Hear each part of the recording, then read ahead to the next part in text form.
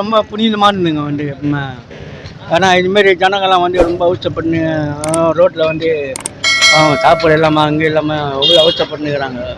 நீங்கள் என்ன பண்ணீங்க இப்போ புண்ணியம் பண்ணுறீங்க பற்றியா? எவ்வளோ புண்ணியம், புண்ணியத்தில் புண்ணியம். ஆனால் தாங்க பெரிய பெரிய புண்ணியம். நீங்கள் தான் வந்து இது பண்ண வந்து பரவாயில்ல, நல்லா இருக்குது. இருந்தாலும் வேஸ்ட் பண்ணக்கூடாது சாப்பாடு யாருமே வந்து ஜனத்துங்களை வந்து. உண்மை சொல்கிறேன், கொடுக்குற சாப்பாடு அதோட சாப்பிட்டு அதோட இருந்தாக்கா மக்கள் நல்லா வாழலாம். வேஸ்ட்டாக என் கீழே கொடுத்துருங்க. கரெக்டாக இருக்குன்னா கரெக்டாக சாப்பிட்டு போயிட்டு இது பண்ணாக்கா கரெக்டாக இருக்கும். ஏன்னா வேஸ்ட் பண்ணக்கூடாது யாருமே வந்து. என்னை பொறுத்த வரைக்கும் சரி, ஒவ்வொரு மக்களும் வந்து சாப்பாடுனா கஷ்டப்படுறாங்க. அந்த சாப்பாடை வேஸ்ட் பண்ணாதீங்கன்னா நான் சொல்கிறேன். பேர் தினேஷ், நான் பட்டாளத்துலேருந்து வரேன். இந்த ஃபுட் ப்ரொவைசர்னால எல்லாருக்கும் நல்ல பேமெண்ட். ஜாதி மதம் பார்க்காம எல்லாரும் வந்து வாங்கி எல்லாரோட பசங்க கேட்பாங்க. நல்லாயிருக்கும். சுவாமியை சாப்பிடுங்க.